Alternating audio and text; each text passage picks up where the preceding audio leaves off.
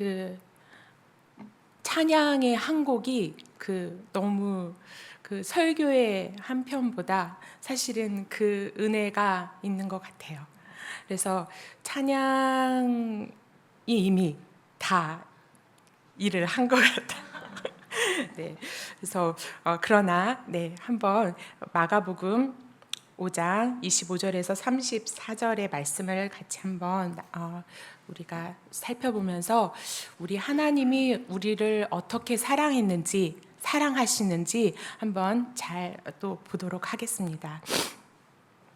최근에 제가 그 시편을 이렇게 말씀을 준비해야 할 그 일들이 있었어요. 그래서 시편 말씀을 계속해서 대하고 있었는데 그 시편 말씀의 한 약 40%가 탄식시로 이루어져 있거든요. 그러니까 원수에 의해서든 나의 한계든 나의 질병이든 나의 죄이든, 그러니까 이 나로서는 어찌할 수 없는 그런 상황 속에서 하나님께 부르짖는 그 탄식시가 많이 있는데, 그러면서 이제 저는 저를 잘 알지만 남편은 그것을 궁금한 거예요. 그래서 갑자기 물었죠, 남편에게. 당신은 깊은 곳, 사망의 음침한 골짜기 같은 것을 경험한 적 있느냐? 라고 물었어요.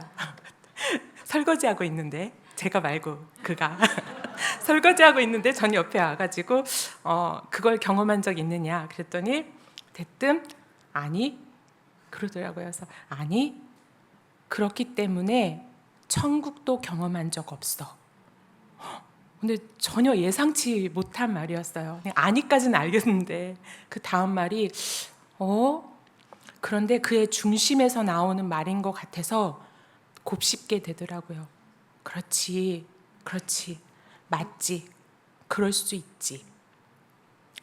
그런데 오늘 이 본문 속에 나오는 여인은 음부와 같이 깊은 곳에서 아주 오랫동안 고통을 받았습니다. 전혀 천국을 상상할 수 없는 그 깊은 곳에 있었습니다. 그 여인의 기쁨을 무엇으로 형용할 수 있을까? 시편 69편에 이런 표현이 있습니다. 하나님이여 나를 구원하소서. 물들이 내 영혼까지 흘러 들어왔나이다. 나는 설 곳이 없는 깊은 수렁에 빠지며 깊은 물에 들어가니 큰 물이 내게 넘치나이다.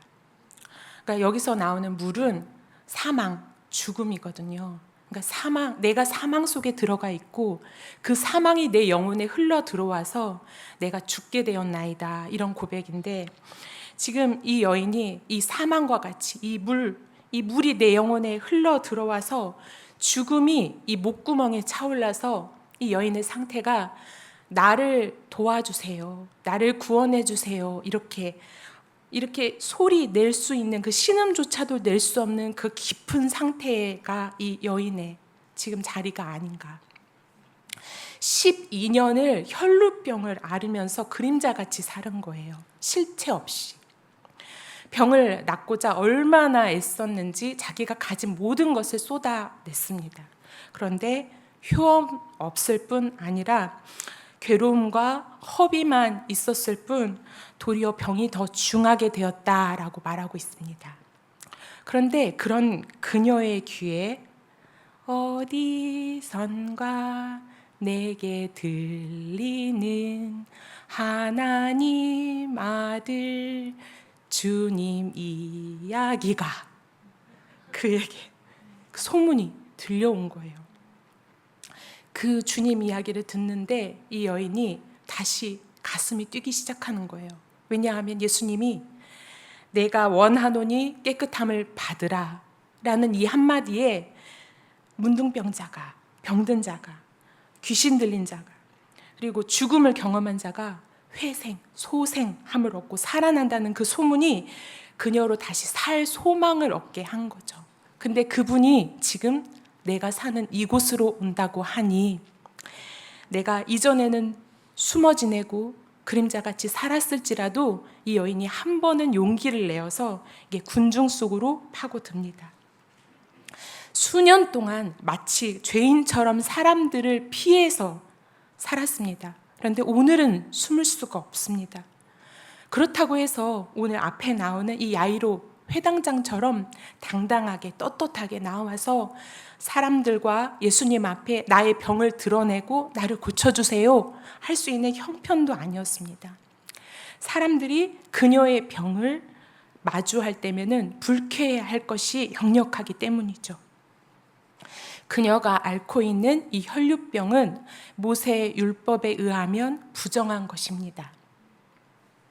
사람의 몸에서 유출된, 그러니까 흘러나오는 체액, 그러니까 대부분이 피이겠죠. 그 흘러나오는 그 피가 사람을 하나님 앞에서 부정하게 하는 원인으로 규정되어서 출산이든 질병이든 그러한 어떠한 것이든 어떤 경우에 있었든지 간에 하나님 앞에 사람을 하나님 앞에 부정하게 하는 그런 것이었기 때문에 피가 유출되는 기간, 흘러나오는 그 기간은 물론이고 그것이 멈췄다 할지라도 일정 기간 동안은 부정하다 하여서 사람들과의 접촉, 그러니까 그가 앉은 자리조차도 부정하다 하여 그 앉은 자리에도 타인이 앉지 못하게 하였고, 뿐만 아니라 거룩한 성물을 만진다든지 성소를 출입한다든지 이 모든 것들이 금하여졌습니다.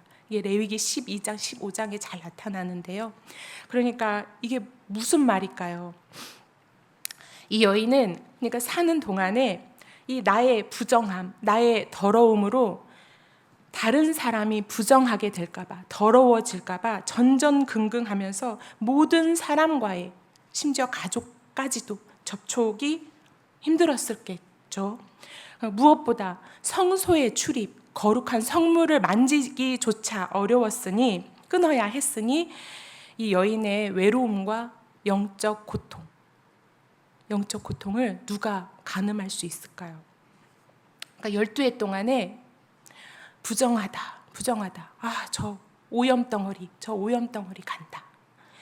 이런 오염덩어리 취급을 받으면서 성소에 발조차 들일 수 없었으니, 사실 이스라엘은 그냥 그 사회 자체가 교회인 거잖아요.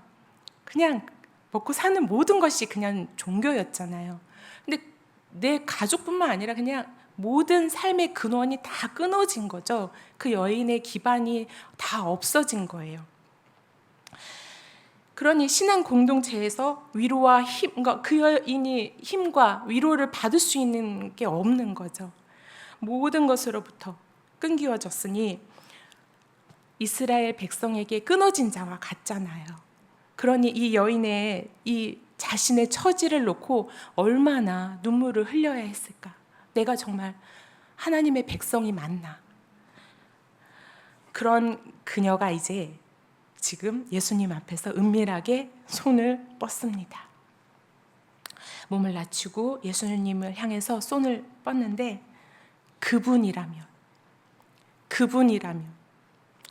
이 육신의 병만 아니라 이 병으로 인한 영적 고통도 고쳐주시리라. 내 부정함을 씻어서 정결하게 하시리라.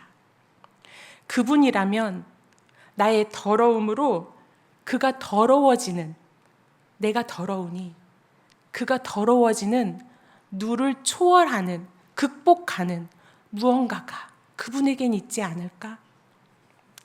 내가 그의 옷자락을 잡기만 하면 나으리라. 이 믿음 가지고 손을 뻗었습니다. 굉장히 발칙한 믿음인 거죠. 왜냐하면 그 사회가 용납하지 않는 행위예요. 내가 지금 질병을 가지고 있고 군중 속에 파고 들어서도 안 되고, 마치 우리 코로나 그 한복판에서 내가 코로나인 줄 알면서도 그냥 그 군중들 속에 있는 그때 우리의 감정들을 생각해 보면 이 여인이 이 사실이 들키는 순간 돌에 맞아 죽을 만한 행동이었던 거죠. 그런데 그 발칙한 믿음을 가지고 지금 이 여인이 예수님 앞에 그분이라면 하는 그 믿음 가지고 지금 나아가 예수님의 옷자락을 잡습니다. 그런데 이 여인이 가졌던 이 믿음이 사실 우리의 믿음의 내용이거든요. 우리 예수님이 이 땅에 오신 이유시거든요. 그분이라면 내 더러운 것이 그를 더럽히지 아니하며 도리어 나를 정결케 하시리라. 예수님께서 부정한 것과 접촉하시지만 그것이 그분을 부정하게 만들지 않고 도리어 예수가 부정한 것을 정결하게 하시는 그 사역. 종국에는 십자가에서 완전하게 이루셨잖아요. 그런데 여인은 사실은 이때에 자신이 바라고 믿는 소망했던 그 믿음의 내용이 이 예수님이 이 땅에 오신 이유인지는 완전히 이해할 수는 없었지만 예수님은 그 여인의 믿음에 반응해 주십니다. 어떻게 반응해 주시죠? 즉시 그녀는 깨닫습니다. 혈루의 근원이 곧 마르고 병이 나은 것을 느낍니다. 12해 동안 자기 몸의 상태를 느끼면서 살아왔으니 어찌 모를 수 있겠어요. 자기가 나은지. 얼른 자리를 떠나서 지금 나의 이 나아진 상태를 확인해 보고 싶었을 것입니다. 근데 여인은 이제 무리 속에서 살며시 끼어들어 예수님을 불법적으로 만져서 온전하게 된 것을 이제 아무에게도 들키지 않고 이 자리에서 가만히 사라지면 상황 종료라고 생각했습니다. 자, 그런데 뜻하지 않게 누가 내 옷에 손을 대었느냐. 예수님이 지금 예수님을 둘러싸고 있는 많은 사람들이 있잖아요. 그 주변에 군중들이 에워싸고 있는 그 한복판에서 누가 나를 만졌느냐라고 하는 이 질문에 우리 제자들이 어리둥절하면서 특히 이 베드로가 예수님, 무리가 에워싸 미는 것을 보시면서 누가 내게 손을 대냐고 물으십니까? 너무도 상식적으로 반응하죠, 우리 베드로는. 네. 그런데 사실 베드로 입장에서는 오늘따라 너무 예민하신 거 아닌가, 우리 예수님? 왜냐하면 가는 곳곳마다 예수님의 옷자락을 탐하는 사람들이 많았거든요. 네, 마가복음 3장 10절에 보면은 많은 사람들을 고치셨으므로 병으로 고생하는 자들이 예수를 만지고자 하여 몰려왔음이더라. 6장 56절에는 아무데나 예수께서 들어가시는 지방, 도시, 마을에 병자를 시장에 두고 예수께 그의 옷가에라도 손을 대게 하시기를 구하더라. 그러니까 예수님이 가난하고 질병, 고통당하는 이 백성들을 향한 그 한없는 그 긍휼하심을 가지고 그들이 기꺼이 자기를 만지는 것을 허락하신 거죠. 그리고 기꺼이 그들을 이렇게 만져서 나음 입기를 예수님은 바라고 원하셨던 거죠. 그런데 당연히 이 여인이 사실 예수님 옷자락 만진 첫사람도 아닌데 오늘따라 유독 이 여인에게 반응하시는 건 뭘까? 그 예수님의 질문, 누가 내 옷을 대었느냐? 모든 사람이 만지고 싶죠. 대고 싶고. 근데 왜 이 여인에게? 오직 이 질문에 이 한 사람만 쫄았습니다. 그녀만이 긴장하고 두려움에 사로잡힙니다. 순간 많은 생각들, 많은 감정들이 스쳐 지나갔겠죠. 내가 유대인의 결례를 어기고 예수님의 이 옷자락, 이 분을 만졌으니 이 죄책감이 몰려들었겠고, 더불어서 이 예수님의 능력 허락 없이 내가 만져서는 아니 되는데 불법적으로 그를 훔쳤다, 그의 능력을 훔쳤다라고 생각하면서 이제 축복이 아니라 저주, 호통이 있을 수 있겠구나, 망했다. 이 여인이 감정이 굉장히 복잡했을 것 같아요. 여쯤 우리가 성경을 읽을 때 우리도 살짝 캐치는 안 했을지는 모르지만 살짝 빈정이 우리의 마음도 예수님 좀 야속하시다, 그냥 보내시지. 우리가 아는 예수님이라면 그녀의 수치와 깊은 그 고통, 그거 이해하고 모른 척 넘어가 주실 만도 한데 어째서 예수님은 그녀가 행한 일에 모든 만자의 눈이 그녀를 집중하게, 그 이목이 이렇게 주목되게 하시는가? 오랫동안 공개적으로 군중들 앞에서 곤혹을 충분히 치렀을 텐데 그냥 조용히 눈짓으로 가라. 됐어. 가. 이럴 수도 있는데, 평안히 가게 하실 수도 있으셨을 텐데 굳이 그녀를 이 많은 군중들 앞에 노출시키셔서 이렇게 당황하게 하시다니. 그런데 예수님은 전혀 그녀가 살짝 빠져나가거나 무명의 사람으로 남기를 원치 않으셨던 거예요. 예수님은 그녀가 고침을 받았을 때에 그녀를 고쳐주신 분이 그녀를 깊이 알고 있음을, 그리고 그녀를 돌보고 계심을 알면서 떠나기를 원하셨던 거죠. 그녀를 인격적인 사랑으로 고쳐주신 것이라는 것을, 그녀의 믿음에 우리 예수님도 온 마음을 다해서 반응하셨다는 것, 응답하셨다는 것을 알려주고 싶었던 거죠. 그래서 딸아, 네가 몰래 나의 능력을 훔쳐간 거 아니야. 도둑질해 간 거 아니야. 네가 만진 옷자락이, 그 옷자락에 마법적인 능력이 있어서 너를 고쳐진 게 아니야. 네가 고침받은 게 아니야. 비인격적인 그런 기적에 의해서 네가 나은 것이 아니라 바로 너를 깊이 이해하고 너를 알고 있는 하나님의 사랑이 너를 구원한 거야.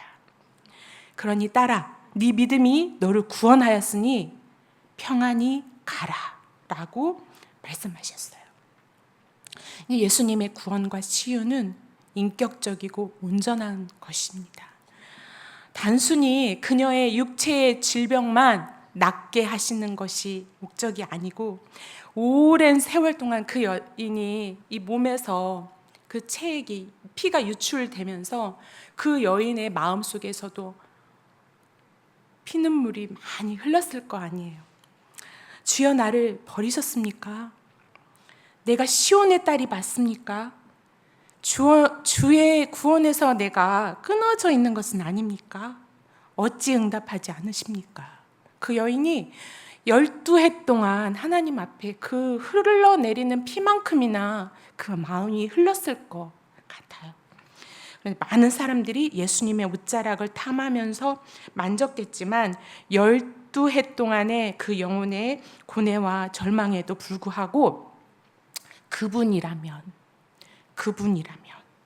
어떤 종교의식의 한계를 넘어서서 나의 부정을 초월하여서 그 능력으로 나를 고치시리라 하는 그 믿음을 가지고 나온 이 여인에게, 그녀에게 예수님은 인격으로 만나주시고 그녀의 영혼까지도 자유하게 하시고자 하심이죠.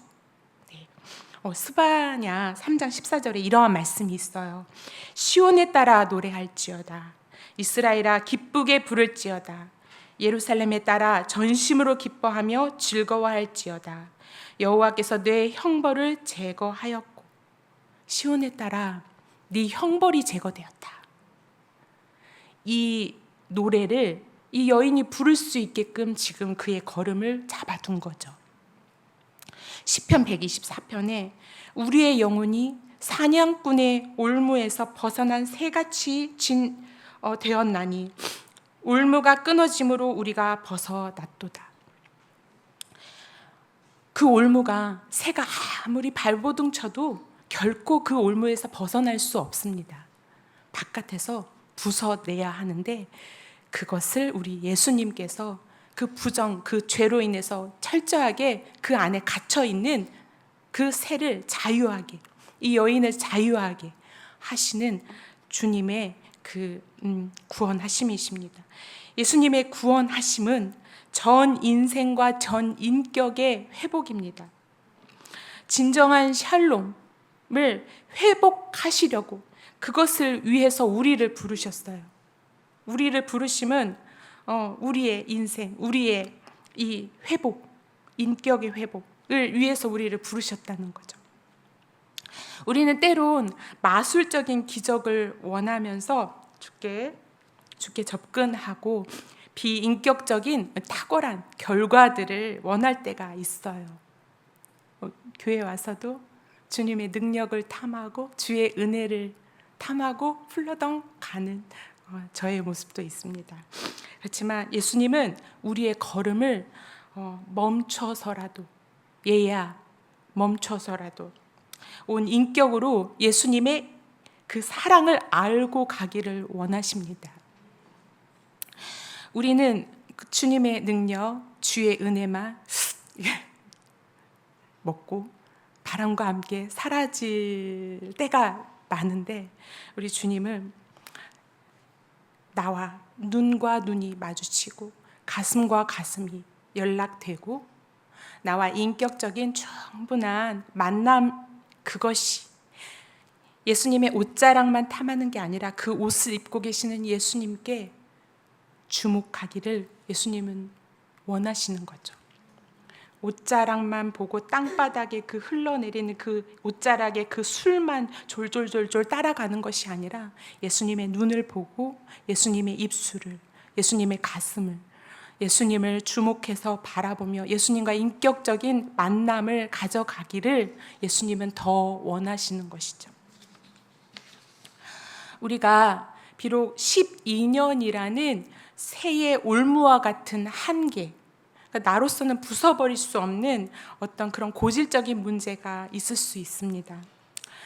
우리를 향한 그러한 문제가 있을지라도 우리를 향한 주의 구원, 주의 회복과 샬롬의 온전함을 사모하는 마음, 그 마음을 이 여인이 12년 동안 그 고통의 자리에서 견뎌갔던 것처럼 우리가 우리에게 주어진 어떤 십자가, 어려움들, 문제들, 기도 제목들이 있는데 그때에 마음을 흐트리지 말고 어깨를 늘어뜨리지 말고 주님 앞에 나의 수치, 나의 연약함, 이거 다 솔직하게 그분이라면 그 믿음 가지고 주님께 나아가는 것을, 그 걸음을 멈추지 아니하고 이어가기를 원합니다. 12년은 우리에게 길게 느껴질 수 있지만 영원의 시간에서 우리를 완전하게 하시는, 온전하게 하시는 하나님에게는 순간이라는 걸 기억하면서, 하나님, 제가 오늘 주님 앞에 항상 주님을 사랑함으로 나아오는데 나의 마음을 쏟고 그 옷자락보다 오늘은 주님의 그 눈, 주님의 그 마음 연락되기를 원합니다. 내가 주의 은혜와 능력만 탐하고 가지 않고 주님을 바라보겠습니다. 우리 이 찬양 같이 부르시면서 우리 기도의 자리로 나아가도록 하겠습니다.